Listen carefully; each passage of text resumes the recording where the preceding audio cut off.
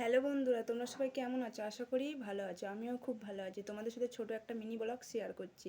আমি মিশোতে একটা হার অর্ডার দিয়েছিলাম, সেই হারটা আজকের এসেছে। তো তোমাদের সামনে আমি আনবক্সিং করে দেখাবো হারটা কেমন এসেছে।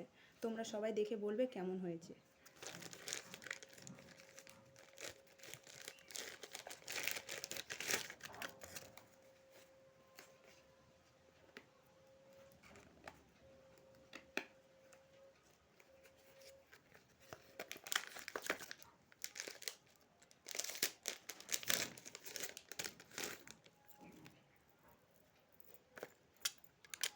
দেখো বন্ধুরা, হারটা এমন এসেছে।